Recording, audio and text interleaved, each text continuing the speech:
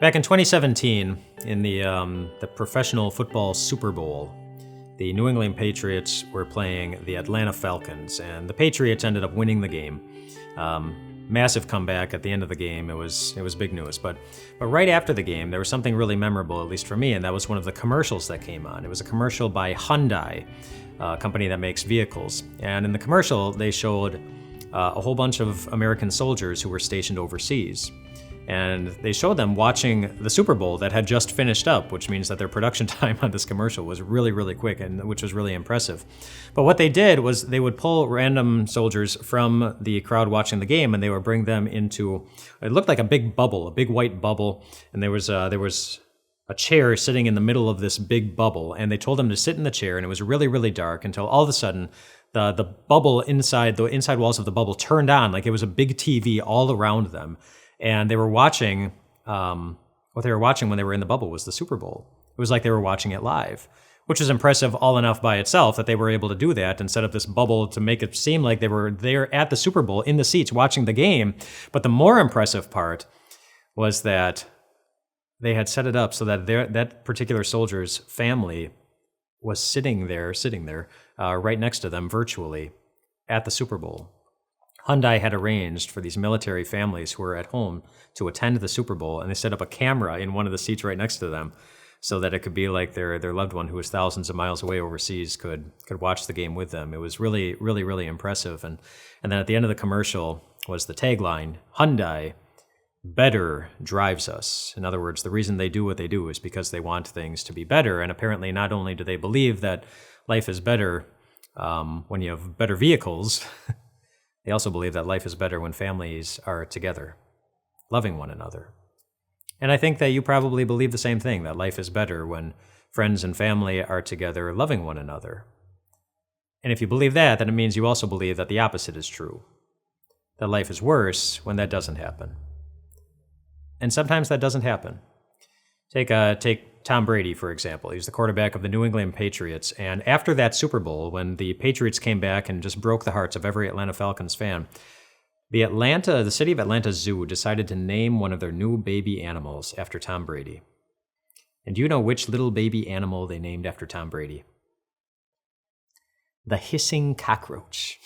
Their new baby hissing cockroach. They named Tom Brady, not the cute little panda bear or the pink flamingo or the little baby tiger, nothing like that. It was the hissing cockroach. Do you think the city of Atlanta loves Tom Brady? I don't think so. Of course, that was all in good fun. I don't think Tom Brady's feelings were hurt all that much, but sometimes it does hurt, and it hurts a lot when our relationships are filled with something other than love. I mean, sometimes what separates friends and families isn't thousands of miles apart on different continents. It's a big mistake that someone made that they can't take back. It's somebody's jealousy or resentment or selfishness. It's the kind of things that people do that make you wonder how exactly that person's heart became as cold and selfish as theirs obviously is. If I were to ask you to identify one person in this world that should be named after a hissing cockroach, I'm guessing that maybe most of us would be able to quickly identify somebody whose heart is being driven by something other than love. But this week we're going to let Jesus remind us of how important it is that love always drives us. And he does that so masterfully in the book of 1 Corinthians in chapters 12 and 13, which we're going to be taking a look at this week. But this is how the end of chapter 12 begins, getting into chapter 13, where the Apostle Paul writes this. He says, "Now I will show you the most excellent way. If I speak in the tongues of men or of angels, but do not have love, I'm only a resounding gong or a clanging cymbal. If I have the gift of prophecy and can fathom all mysteries and all knowledge, and if I have a faith that can move mountains, but do not have love, I am nothing. If I give all I possess to the poor and give over my body to hardship that I may boast, but do not have love, I gain nothing." In other words, love is pretty important. We'll take a look at what it's supposed to look like in our lives tomorrow. Not long ago, I saw a news story about an 8-year-old boy named Perrin, whose family lives in North Carolina. Last Christmas, the family decided to take a trip to Utah, spend some time there, and while they were in Utah, Perrin started having massive headaches, so bad that they eventually took him to the hospital. And when they were at the hospital, they found that he had a brain tumor that needed immediate surgery. And so they got him in for surgery. They got done with the surgery. The surgery was a success. And after the surgery, Perrin's mom went online and updated her social media friends on everything that had been happening as they were having surgery 2,000 miles away from home. And she said in her social media post that Perrin had been having kind of a difficult time dealing with the whole thing, and she lamented that she wishes that they had brought their dog Frank on the trip with them, because Frank and Perrin just had a very, very special connection. And so that story got shared over and over again and again by so many different people, until a guy named Bob, who had never met the family, who the family did not know, caught wind of it, contacted the family, and asked if they would mind if he picked up Frank from North Carolina and drove him 2,000 miles to Utah so that Frank and Perrin could be together. And that's exactly what he did. He drove from his home 300 miles to North Carolina, picked up Frank, and together, the two of them, drove 2,000 miles across the country all the way to Utah so that Perrin and Frank could be together. It was just an awesome act that he did for them. And he also offered to drive Frank back home again when it was time for them to go home again, and that's what he did. And eventually the media caught wind of this wonderful story, and they asked him, well, why did you do that? And I love his answer. His answer was just this. He said, I just knew that something had to be done and that I could do it. And I love that answer, because it's a really, really great expression of how the Bible describes what love is. One of the more famous sections in the Bible is 1 Corinthians chapter 13, where it describes what love is. And this is what that section says about what love is. It says, love is patient. Love is kind. It does not envy. It does not boast. It is not proud. It does not dishonor others. It is not self-seeking. It is not easily angered. It keeps no record of wrongs. Love does not delight in evil, but rejoices with the truth. It always protects, always trusts, always hopes, always perseveres. Love never fails. And I see a lot of that in what Bob did for Perrin and Perrin's family. And what he said, that I just knew something needed to be done, and he just did it. And think about what he didn't say. When the media asked him, well, why did you do that? He didn't say, well, you know what, I did that because I was hoping that they would tell me what an awesome guy I am. Or I was hoping that, they would be so impressed with the wonderful gift that I gave in bringing their dog to their son. I was thinking that I would come up with just the right words to say over that long, lengthy trip, and they would open the door, and I would say them, and they would just be like, "Oh, that's exactly what we need to hear. You are so awesome." I was hoping that they would be really impressed with my knowledge of what was going on in the situation and how I applied that knowledge to be able to help them. He didn't say any of those things, and it's a good thing that he didn't, because then it wouldn't be love. And that's important. Because think about the times in your life when it's most difficult to show love. Isn't it often when nobody's been noticing the good things that you've been doing for them? Or when somebody's been really good at showing that they don't care at all about what you know about anything, or they've done a really good job of showing that, man, they don't care about what you speak, what the words you have to say. They're not listening. Maybe. But notice that Paul didn't say love feels patient. Love feels kind. He simply said love is patient and love is kind, whether or not we feel like it. Which means that we have a responsibility to show what love is, even when other people aren't being all that loving. In addition, the Apostle Paul said in what we read yesterday, he said, you can have the greatest knowledge, you can say the greatest words, you can do the greatest things, you can have the greatest mountain-moving faith that there is, but if you're doing any of those things because even a little part of you is seeking for someone else to notice something about you and how great you think you are, then not only does he say you will gain nothing, he says you actually are nothing. You are nothing. And that might sound kind of harsh, but really it's just a very strong statement of what a great thing Jesus did for us in loving us, and what a great thing we are doing for others when we show love to them. We have an incredibly powerful promise in front of us this week as we look at the famous love section in 1 Corinthians. And the promise is in 1 Corinthians chapter 13, verse 8, where it says very simply, love never fails. Love never fails. Now, there's an unwritten opposite side of that, of course, that if love never fails, that means that showing the opposite of love will always fail. And so when we are impatient, when we are unkind, when we keep a record of wrongs, whatever good we think we are accomplishing, what we're really doing is failing.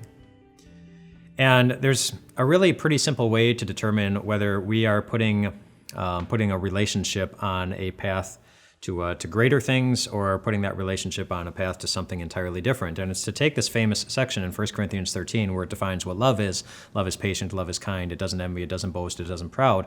And anywhere you see the word love, you replace the word love with the word I, and you say the phrase out loud, and just see if your heart agrees with what you're saying. And so let's just do some of these together. I'll say it out loud, and you can say it out loud with me if you'd like, if you're in a place where you can do that. But just see if your heart agrees with yourself saying these things out loud. And the first one, of course, is, I am patient.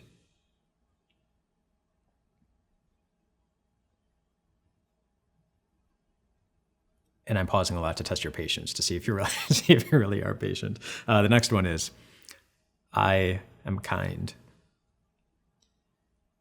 I do not envy. I do not boast. I am not proud.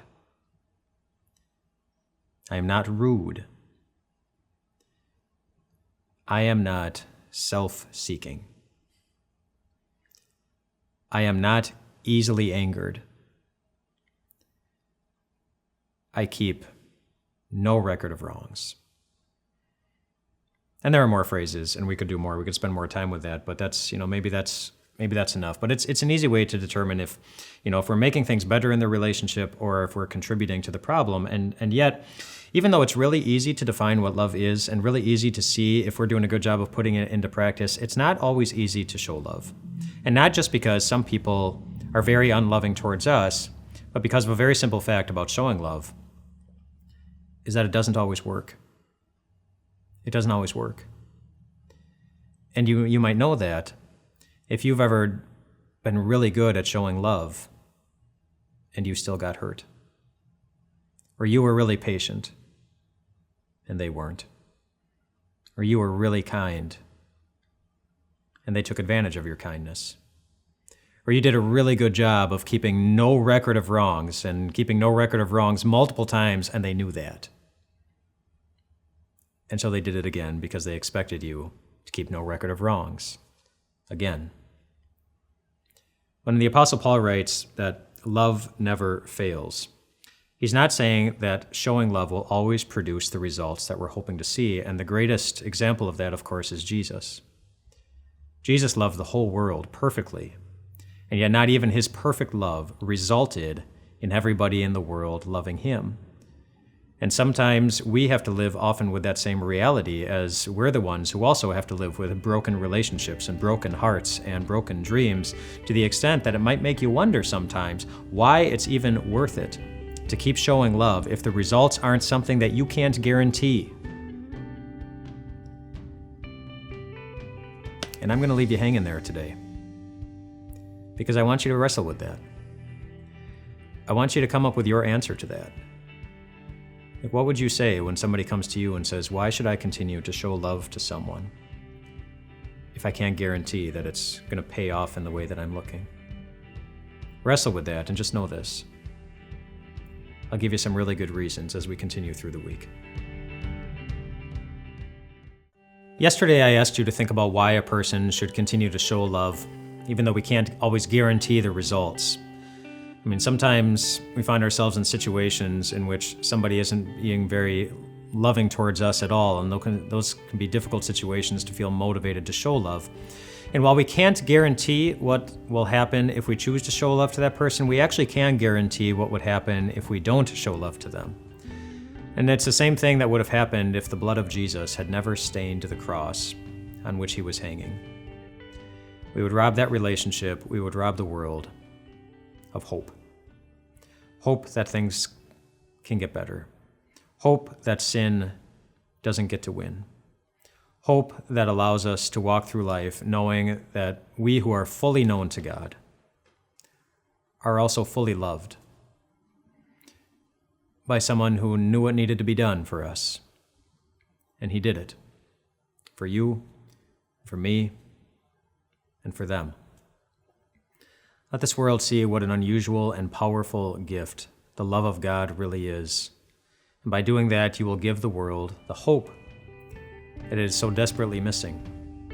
You will give the world something to believe in. The Apostle Paul says as much in this section, 1 Corinthians 13, in verse 13, where he says this, "And now these three remain, faith, hope, and love. The greatest of these is love." In other words, there is no hope. There is no faith. There's no reason to believe in anything if there's not someone who's first showing love.